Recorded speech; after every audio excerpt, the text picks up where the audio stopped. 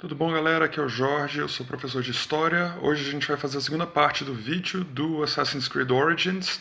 E o tema do vídeo de hoje é a mitologia egípcia. A gente vai falar um pouquinho de mumificação, pirâmides e vai ter que dar, claro, uma passadinha em aspectos do cotidiano para entender como é que isso tudo está conectado.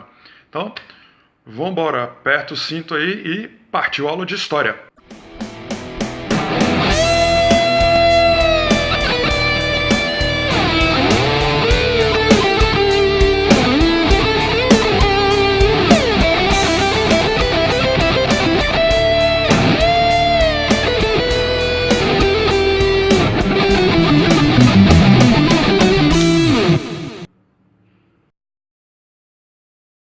Então, pessoal, essas são as pirâmides de Gizé, Khafre, Kelps e Miquerinos. Eu vim para esse lado do Nilo porque dá para a gente ter uma ideia do tamanho, né, dessas construções diante da paisagem. Diz a galera da geografia aí que construções desse tipo deformam a linha do horizonte, e é bem verdade mesmo. Tá? Aqui no jogo a gente está no Egito do século I a.C., mas convém lembrar que as pirâmides foram construídas lá por volta do ano 2600 a.C., que é bem estranho pensar porque, por exemplo, cronologicamente falando, a Cleópatra está mais perto de nós do que ela está da construção das próprias pirâmides, mas enfim, embora. O Egito era composto nesse período por uma monarquia teocrática, né? Então você vai ter um governo absoluto baseado num chefe que detém o poder político, ao mesmo tempo que ele tem o poder econômico e também o poder religioso. E isso tudo porque o faraó é uma criatura eminentemente divina. O faraó literalmente é o filho de Horus, né? O Menes, que é o primeiro faraó, que é o cara que vai unificar o Alto e o Baixo Egito por volta do ano 3000 a.C., descende de Horus. E o Horus, por sua vez, aquela divindade com o rosto de falcão, ele é filho de Ísis e Osíris, que são as duas divindades principais do Egito. Convém lembrar que o Horus é uma espécie de... o Menes é uma espécie de pai fundador do Egito. Então a gente costuma dizer assim, o Horus está para os egípcios, assim como o Rômulo, por exemplo, para os romanos. Então ele vai ter essa função gigantesca. Enquanto a gente vai aqui cavalgando para as pirâmides, vamos falar rapidinho sobre a organização social egípcia. É claro que no topo da pirâmide social a gente vai ter ninguém mais, ninguém menos que o faraó. Logo abaixo dele, num segundo degrau, a gente vai ter uma mistura aí de sacerdotes, oficiais do governo, militares, nobreza, enfim, aquela galera que está ali de apoio para ele. Abaixo desses, a gente tem os escribas, que são os caras responsáveis pelo registro escrito, seja ele o registro do cotidiano ou seja ele o registro religioso, e a gente vai falar disso um pouquinho mais tarde. Depois eu tenho artesãos e comerciantes, finalmente eu vou ter camponeses e pequenos trabalhadores, e na base da pirâmide social, claro, eu vou ter escravos fazendo trabalho pesado. Convém lembrar que no Egito a terra é todinha do faraó, mas rola meio que um empréstimo lá. Os camponeses podem ocupar essa terra, pagam impostos bastante pesados e por aí vai. Então, enfim, estou aqui na lateral de uma das pirâmides. Essa filmagem aqui é muito legal porque dá para a gente ter ideia dos blocos de pedra que vão ser empregados na construção e do tamanho aproximado desses blocos. Depois eles vão receber uma cobertura externa de calcário para ficar com esse acabamento lisinho, né? Outra coisa bacana que convém lembrar sobre isso aqui é que tem um filósofo grego chamado Antipater, e o cara diz o seguinte: ele descreve as pirâmides com a palavra mirabilia, ou seja, aquilo que vale a pena ser visto. Daí a ideia da pirâmide maravilhosa, ou ocupando aquele panteão lá de primeiríssima qualidade, junto com o Jardim Suspenso da Babilônia, Farol de Alexandria, Colosso de Rhodes e outras coisas assim. Enfim, as pirâmides são basicamente túmulos, e elas vão servir para túmulos não apenas para o faraó e para a família, mas para os funcionários mais próximos deles também. Pode parecer meio estranho para nós que alguém queira morrer e ser enterrado num negócio desse tamanho, ou pior ainda, que o seu chefe de governo venha a falecer e você queira muito ser enterrado com ele. Mas era exatamente o que rolava entre os egípcios, era uma honra gigantesca ser enterrado com o faraó. Então, pessoal, agora a gente está no nomo de Fayum, perto de Crocodilópolis. Vamos dar uma olhadinha aqui no transporte dos blocos para as pirâmides e também para os templos e para as grandes construções públicas egípcias. Esses blocos vão ser produzidos no Alto Egito, né? Os caras têm pedreiras, geralmente de granito, e vão ser embarcados em grandes navios e trazidos até o Baixo Egito, onde são realizadas as obras. Aí os blocos vão ser desembarcados com guindastes. A gente está vendo ali no fundo da tela um exemplo de guindaste com contrapeso, e a gente também tem esses guindastes aqui com rodas. Na maioria das vezes eles vão ser usados tipo com rodas d'água, algumas vezes com tração humana ou animal, mas enfim. Essas toras de madeira no chão vão permitir que o bloco amarrado às cordas, e esse tipo um esqui aqui, tipo um trenó, o bloco vá com enormes aspas deslizando pelo caminho. Afinal de contas é mais fácil fazer o bloco deslizar aqui do que fazer uma peça de pedra deslizar pela areia ou transportar ela pela areia. Aqui a gente tem um grupo fazendo exatamente a operação que eu estava descrevendo para vocês. Provavelmente isso aqui vão ser escravos ou pequenos camponeses e tal. E aí a gente tem o capataz por aqui, né, dando ordens na galera. Do lado de cá também um pouco da mesma estrutura. Né, o esquema dos guindastes, tudo mais, é que o guindaste com contrapeso que eu estava falando para vocês mais cedo. Beleza? Então vamos embora. Com a mágica da edição agora, a gente vai dar um corte bem rapidinho e reaparecer dentro de uma das pirâmides. Simbora! Então, galera, agora a gente está do lado de dentro de uma das pirâmides. E como eu tinha falado agora há pouco, a gente vai encontrar paredes cobertas por hieróglifos dentro dos túmulos, dentro das câmaras mortuárias dos faraós.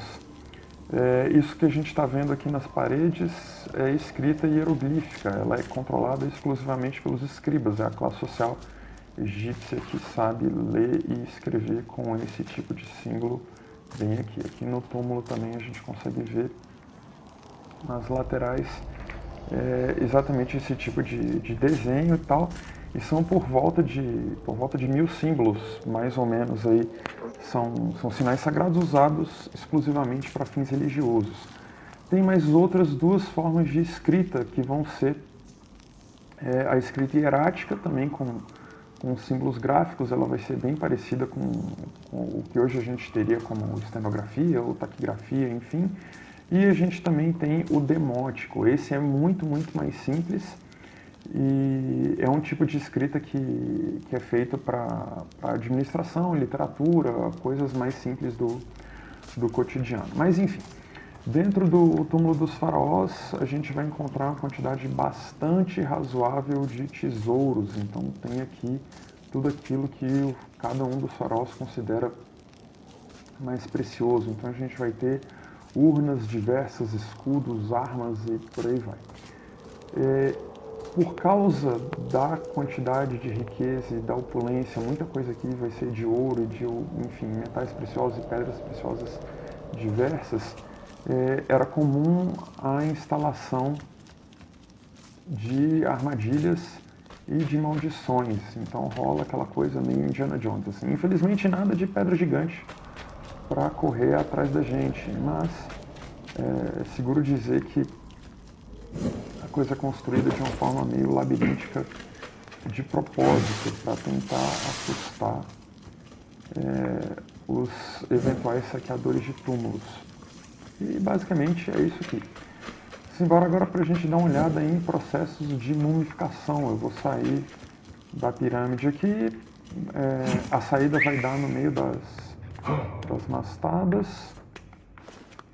Deixa eu ver se eu consigo sair bem rapidinho aqui para a gente poder ver. Bora, bike, me ajuda aí.